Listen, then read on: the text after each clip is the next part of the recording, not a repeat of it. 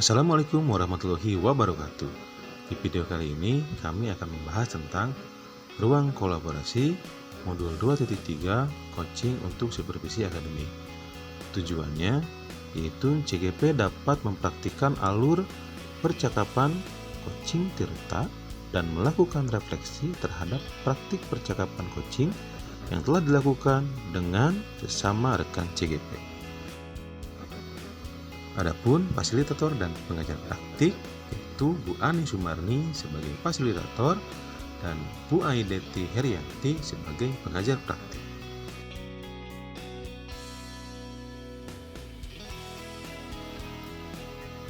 Calon guru penggerak Diki Septiawan, CGP asal SD Negeri Parakan Padang, dan Neti Yuliati, CGP asal SD Negeri Cikoneng 1.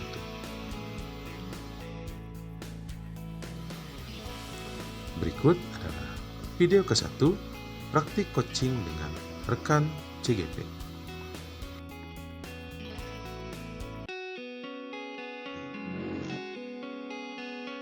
Assalamualaikum warahmatullahi wabarakatuh, Ibu Neti. Waalaikumsalam, Pak Riki. Selamat siang, Bu Neti. Apa kabar hari ini? Selamat siang juga, Pak Riki. Alhamdulillah hari ini saya dalam keadaan sehat walafiat. Bagaimana kabar Pak Riki hari ini juga? Alhamdulillah baik, Ibu Neti. Mohon maaf ini Bu Neti, saya mengganggu waktunya. Barangkali ada waktu beberapa menit untuk mengobrol nih siang ini. Iya, kayaknya hari ini saya tidak sibuk. Mangga Pak Riki. Untuk apa yang ingin Pak Riki sampaikan hari ini? Jadi saya ini ingin curhat aja ya Bu ya, ngobrol-ngobrol ya. Tentang permasalahan anak di sekolah. Jadi anak tersebut itu malas mengerjakan tugas Bu Neti. Padahal dia ada keinginan. Hanya saja dia lupa karena keasikan main gadget Bu Neti. Oh, jadi Pak Riki mempunyai permasalahan pada salah satu siswanya ya. Menurut Pak Riki, percakapan kita hari ini untuk apa? Tujuannya untuk apa? Jadi Apa sebenarnya yang yang ingin Pak Riki harapkan? ingin saya harapkan itu adalah ada pencerahan tentunya ya, kemudian ada solusi dari hasil obrolan kita hari ini agar permasalahan yang saya hadapi ini bisa teratasi gitu Bu Neti. Ya, mudah-mudahan ya Pak Riki obrolan kita ini bermanfaat. Saya ingin tahu permasalahan seperti apa secara detailnya yang sekarang ingin Pak Riki sampaikan. Jadi Bu, setiap kali saya mengerjakan mengasih tugas ke anak itu, jadi anak tersebut itu jarang sekali atau malah tidak pernah mengerjakan tugas di rumah ya, terutama ya Bu Neti ya, di rumahnya karena dia itu asik main gadget, itu lupa waktu. Nah, ketika saya tanya di sekolah, kenapa nak tidak mengerjakan tugas? Dia bilang, Pak, saya itu mau sebenarnya mengerjakan tugas. Saya itu ingin gitu mengerjakan tugas. Tapi saya selalu lupa waktu karena keasikan main gadget gitu Bu. Oh, jadi permasalahan Pak Riki adalah menghadapi siswa yang malas tidak mengerjakan tugas karena kelupaan lebih asik main gadget, ya Pak ya? Betul Bu. Uh,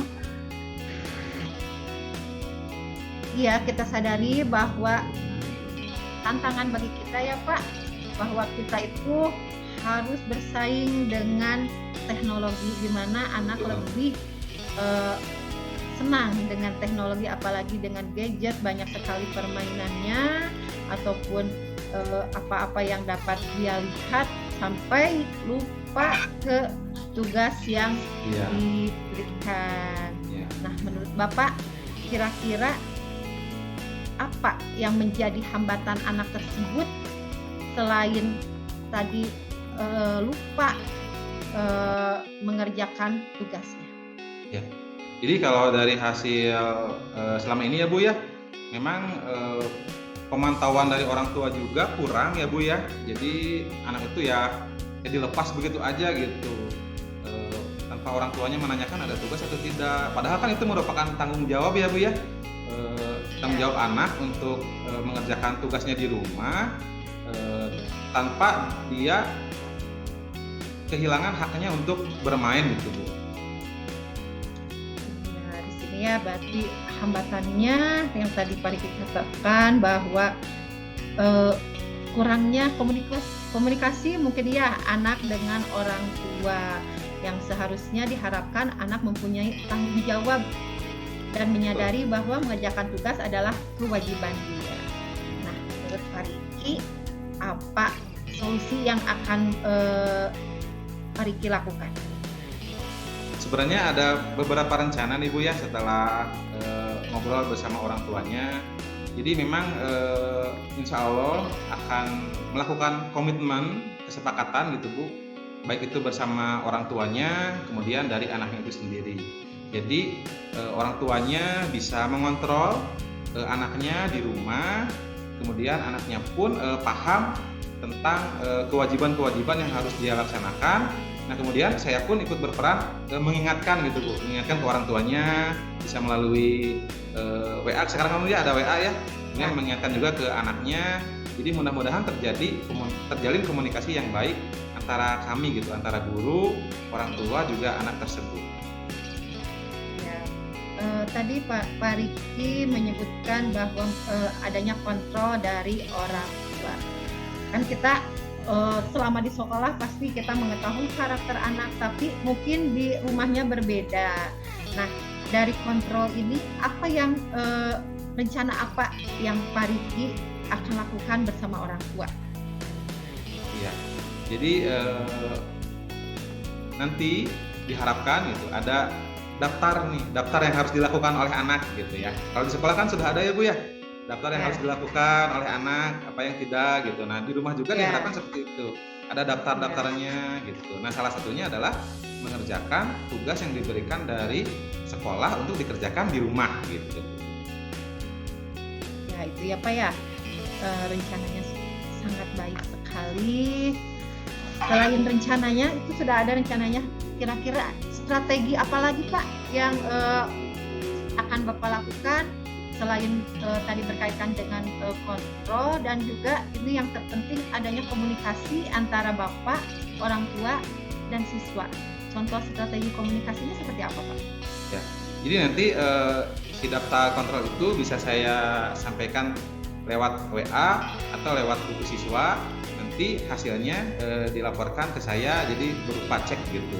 Oh ternyata anak mengerjakan tidak gitu, dan diingatkan juga oleh saya mengerjakan tugas tidak, mengerjakan hal-hal lain tidak gitu di daftar tersebut. Jadi saya juga bisa memantau apa yang sudah dilakukan sama anak dan belum dilakukan sama anak.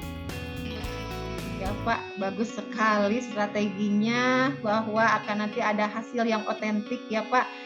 Itu hasil dari strategi Bapak, adanya komunikasi Bapak, orang tua, dan siswa. Nah, dari sini saya ingin tahu tingkat keberhasilannya itu seperti apa, dan maksudnya di tingkatnya berapa Pak keberhasilannya? Kalau untuk keberhasilan ya Bu, mudah-mudahan ya Bu, kalau sekarang ini kan masih kecil ya Bu, masih minim ya. Mungkin kalau pakai rasio mungkin di 5 ya Bu. Mudah-mudahan ke depan jika strategi ini dilaksanakan ya di 7 dulu lah atau di 8 gitu. Mudah-mudahan konsisten gitu Bu. Ya, konsisten ya Pak ya. Mudah-mudahan apa yang Bapak lakukan itu berlanjut. Terus komitmennya, apakah ini akan terus berlanjut hanya pada satu orang anak atau pada kegiatan anak yang lainnya juga? Ya Bu. Jadi sebenarnya ini adalah refleksi buat saya juga ya Bu ya. Ternyata selain di sekolah saya juga harus mengontrol anak di rumah melalui komunikasi dengan orang tua. Ya tentunya bagus juga jika hal ini diterapkan di siswa lain agar seimbang gitu Bu, tidak sisirikan bola kalau bahasa kitanya begitu ya. Jadi ada keadilan untuk semua siswa. Iya, bagus sekali Pak ya komitmennya, bahwa kita adil pada siswa, bahkan mungkin kita juga secara tidak langsung mengetahui perilaku anak yang lainnya. Ini hanya satu anak yang bermasalah karena malas, tapi ternyata kita juga bisa mengetahui kemandirian dari anak-anak yang lainnya, gitu ya. Iya, Bu. Menurut Bapak, siapa saja yang dapat membantu komitmen Bapak ini dilaksanakan? Ya, untuk komitmen ini yang bisa membantu saya tentunya peran penting dari orang tua itu sendiri, kemudian adanya umpan balik dari anak juga, dan tentu saya sebagai guru juga harus tetap konsisten menjalankan hal tersebut. Jadi hasil evaluasi tersebut bisa saya jadikan bahan untuk refleksi gitu, yang bisa nanti disaringkan ke rekan-rekan yang lain gitu. Kira-kira Pak, boleh tanya ya, kapan ini rencana Bapak ini akan dilaksanakan?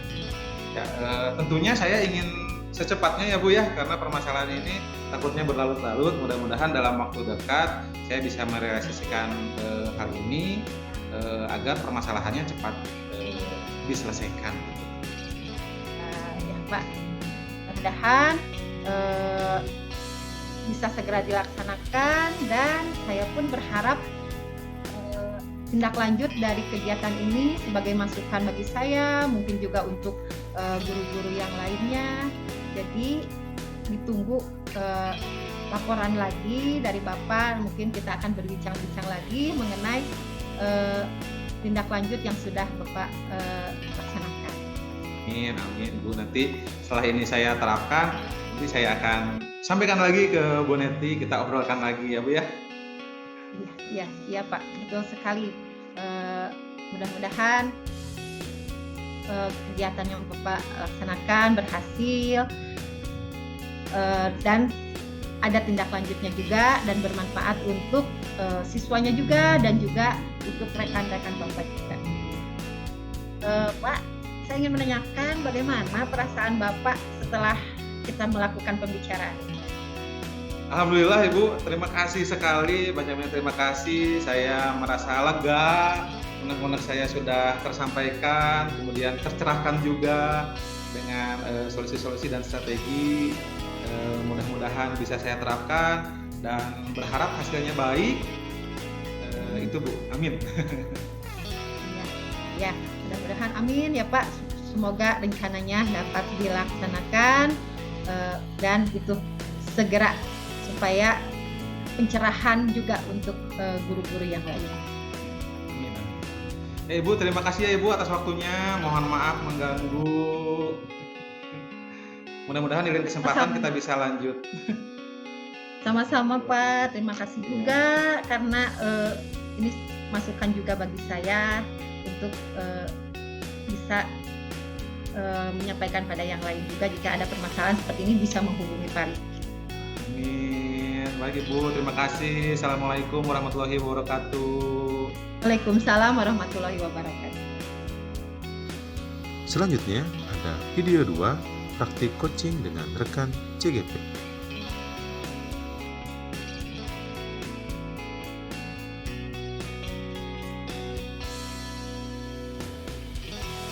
Assalamualaikum warahmatullahi wabarakatuh. Selamat siang Pak Riki. Waalaikumsalam warahmatullahi wabarakatuh. Selamat siang Ibu Neti. Apa kabarnya hari ini Pak Riki? Alhamdulillah Bu Neti baik-baik saja. Gimana Bu Neti hari ini kabarnya? Untuk diri saya alhamdulillah Pak, namun ada beberapa hal yang ingin saya sampaikan, makanya untuk hari ini saya mau minta waktu luang Bapak 10 atau sampai 15 menit untuk saya menyampaikan sesuatu. Oh iya Bu, silakan Bu. Insya Allah saya ada waktu untuk hari ini. Apa yang ingin Ibu Neti bicarakan pada kesempatan siang ini? Ini Pak, ada beberapa hal yang ingin saya sampaikan mengenai permasalahan yang ada di kelas saya Pak. Iya. Jadi apa nih yang ingin Bu Neti harapkan dari hasil obrolan kita hari ini? Dari obrolan kita hari ini, saya mengharapkan eh, saya dapat menemukan solusi dari permasalahan yang saya alami di kelas, Pak, yaitu berkaitan dengan pembelajaran di kelas. Oh iya. Pembelajaran seperti apa Bu Neti yang menjadi permasalahan Ibu Neti? Pembelajaran yang saya alami di kelas, permasalahannya yaitu, Pak, saya tuh ingin pembelajaran di kelas itu menggunakan gadget, anak membawa HP ke sekolah. Namun setelah saya melakukan hal tersebut, ternyata ada keraguan untuk melaksanakan kegiatan tersebut lagi, Pak. Oh, jadi Ibu Neti ingin menerapkan pembelajaran berbasis teknologi ya? Ya. Tadi ada keraguan. Nah, keraguan-keraguan yang seperti apa yang Ibu Neti khawatirkan gitu? Ini, Pak, keraguannya ada dua ya.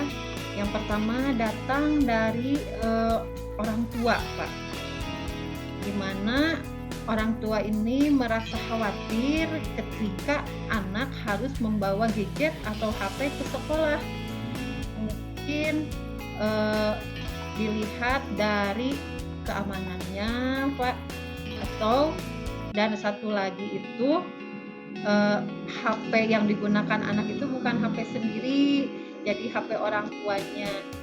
Itu kekhawatiran yang saya tangkap dari orang tua. Jadi khawatir yang pertama dulu ya, dari orang tua dulu ya. Kemudian untuk kekhawatiran ini apa sih hal yang bisa Bu Neti lakukan atau antisipasi gitu, minimal bisa mengantisipasi agar hal tersebut tidak terjadi? Ya, saya sadari bahwa pada sekarang ini keamanan dan keselamatan sangat diutamakan, apalagi untuk anak. Terus terjadinya banyak kriminal seperti di jalan itu pasti menjadi kekhawatiran dari orang tua. Tapi berbenturan lagi dengan bahwa penggunaan gadget sangat dibutuhkan, Pak, untuk pembelajaran, apalagi terlihat antusias anak ketika menggunakan gadget di sekolah. Nah, yang akan saya lakukan mungkin yang pertama memberitahukan pada orang tua jadwal-jadwal penggunaan gadget atau manfaat gadget yang akan digunakan di sekolah. Menegaskan bahwa penggunaan gadget di sekolah untuk pembelajaran. Nah, namun berkaitan dengan keamanan dan keselamatan itu menjadi hal yang saya pikirkan juga, Pak. Ini suatu kekhawatiran juga buat saya, karena mungkin saya tidak bisa bertanggung jawab apabila terjadi sesuatu tersebut. Jadi di sini pentingnya ada suatu komitmen ya Bu Neti ya, bersama orang tua, juga dari Bu Neti sendiri dan juga dari peserta didik ya. Kemudian ada hal yang ingin diharapkan itu tanggung jawab ya Bu Neti ya. Ya, Pak. Tanggung jawab. Jadi bentuk tanggung jawab yang seperti apa nih, dari peserta didik sendiri atau bagaimana? Ya, yang pertama mungkin tadi Bapak sudah katakan bahwa harus ada komitmen, betul sekali, Pak, harus ada komitmen antara guru dan orang tua, adanya koordinasi juga, mungkin tanggung jawab yang harus ditanamkan juga pada anak, baik oleh guru maupun oleh orang tua, untuk dapat menjaga keselamatannya, seperti tidak menggunakan HP ketika perjalanan dari rumah ke sekolah ataupun sebaliknya. Jadi ditekankan pada anak. Jadi saya berkoordinasi dengan orang tua, berkomitmen juga bahwa penekanan pada anak untuk menjaga keselamatannya, yaitu dengan tidak menggunakan HP selama di perjalanan dari rumah ke sekolah ataupun sebaliknya. Ya, jadi ada bentuk tanggung jawab ya Bu Neti ya. Jadi itu juga bisa jadi sebuah strategi ya. Ada hal lain tidak yang bisa dibuat oleh Bu Neti berupa rencana aksi ya semacam strategi-strategi tersebut? Strategi yang dapat saya lakukan mungkin yang pertama khusus untuk kekhawatiran orang tua ini ya Pak ya. Jadi orang tua menyimpan atau mempersiapkan anak dari rumah menyimpan HP-nya dengan pengawasan orang tua. Jadi mengetahui bahwa orang tua ini HP-nya disimpan di mana dan menyimpannya di tempat yang aman. Misalkan di tasnya di sebelah mana, tidak di bagian luar. Strateginya seperti itu. Terus yang utama juga koordinasi dengan guru menginformasikan bahwa anaknya misalkan sudah berangkat ke sekolah seperti itu, dan mungkin ketika sudah sampai ke sekolah saya juga memberitahukan bahwa anaknya sudah ada di sekolah dan HP-nya juga ada. Oh iya. Supaya kekhawatiran orang tua itu berkurang. Ya, betul Bu Neti. Nah, dari strategi yang tadi Bu Neti paparkan itu sudah sangat menarik ya. Jadi ukuran keberhasilan dari strategi yang Ibu akan lakukan itu bagaimana ya Bu ya? Ya, ukuran dari keberhasilan strategi yang saya lakukan mungkin kalau dulu sebelumnya kekhawatirannya sangat besar ya orang tua, mungkin dari sekarang bisa berkurang kekhawatiran orang tua, bisa lebih kecil dari sebelum adanya komitmen. Mungkin kekhawatiran orang tua yang misalkan rentangnya tinggi dari kemarin itu 8 mungkin bisa sampai ke 4 lah Pak. Jadi kekhawatiran orang tuanya berkurang. Ya. Semoga ya Bu Neti ya, dengan strategi yang Ibu paparkan tadi bisa ukuran keberhasilannya bisa meningkat gitu ya Bu ya. Nah itu kan tadi dari komitmen orang tua ya, kemudian studi didik juga. Nah kalau sekarang nih, apa nih komitmen yang bisa dilakukan oleh Bu Neti, dan juga kemungkinan siapa nih yang bisa membantu agar strategi yang Ibu rencanakan itu bisa berjalan dengan baik? Ya, komitmen ini tentunya dengan orang tua, dan itu akan berjalan selama kegiatan pembelajaran penggunaan gadget tersebut. Dan ini akan continue Pak ya, akan dilakukan ketika saya menggunakan pembelajaran dengan menggunakan gadget sebelumnya akan berkoordinasi dengan orang tua. Alangkah lebih baiknya lagi mungkin saya harus membuat jadwal kapan untuk menggunakan gadget. Jadi ada program tersendiri buat saya untuk pembelajaran dengan menggunakan gadget. Adapun orang yang terlibat dalam masalah atau solusi ini yaitu yang pertama orang tua pastinya, yang kedua siswanya juga, siswa yang diharapkan dapat memahami apa kekhawatiran dari orang tua dan dari guru. Jadi siswa pun harus bertanggung jawab jika ingin pembelajaran menggunakan gadget. Jadi adanya sikap yang muncul dari siswa jika ingin pembelajaran menggunakan gadget, maka dia akan berusaha untuk mematuhi apa yang diinginkan orang tua dan guru untuk keselamatan diri siswa. Itu Pak. Jadi adanya program yang terencana dan sistematis dan keberlanjutan ya Bu ya. Kemudian ada juga peran orang tua, juga dari siswanya itu sendiri ya Bu ya, dari peserta didik itu sendiri. Ya Pak. Ya. Ya mudah-mudahan dapat terlaksana dengan baik. Kemudian mudah-mudahan di lain kesempatan ini Bu Neti bisa bercerita-cerita kembali. Saya ingin dengar nih nanti Bu Neti setelah strateginya diterapkan, saya mau dengar nih bagaimana nih hasilnya gitu ya Bu Neti ya. Gimana Bu Neti perasaannya setelah kita ngobrol-ngobrol hari ini nih, siang ini nih? Iya Pak, perasaan saya lega sekali. Saya datang ke Bapak dengan beban atau kekhawatiran mengenai pembelajaran, khususnya untuk keselamatan siswa di sini. Jadi saya ada sedikit pencerahan mengenai apa yang harus saya lakukan dengan solusi yang telah dibicarakan sama Bapak. Mudah-mudahan yang terbaik ya Bu Neti ya untuk solusi permasalahan dari Bu Neti. Kita sudah berbagi ya hari ini. Semoga apa yang Ibu Neti rencanakan berjalan dengan lancar. Ditunggu kabar baiknya nih Bu Neti ya di lain kesempatan. Iya Pak, Insya Allah Pak, nanti setelah saya melaksanakan apa hasil dari diskusi kita ini mengenai pembelajaran menggunakan gadget dan mementingkan keselamatan siswa itu, nanti akan saya laporkan lagi ke Bapak. Insya Allah nanti saya mungkin berkunjung lagi ke Bapak ya Pak, menceritakan hasilnya. Ya, ditunggu Bu Neti nih. Ya, mungkin itu Pak pembicaraan kita hari ini. Maaf telah mengganggu waktunya.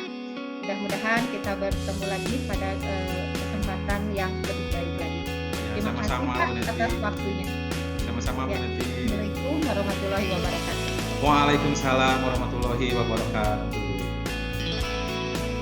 Kesimpulan, melalui praktik ini kami sudah memahami konsep coaching dalam konteks pendidikan, komunikasi yang memberdayakan sebagai keterampilan dasar coaching, percakapan coaching dengan alur dan supervisi akademik yang menggunakan paradigma berpikir coaching baik melalui pembelajaran mandiri dan diskusi. Tentu hal ini didapatkan dari hasil berkolaborasi dengan rekan calon guru penggerak lainnya untuk membentuk komunitas praktisi secara daring. Sekian video pembahasan dari kelompok kami. Terima kasih. Salam guru penggerak. Assalamualaikum warahmatullahi wabarakatuh.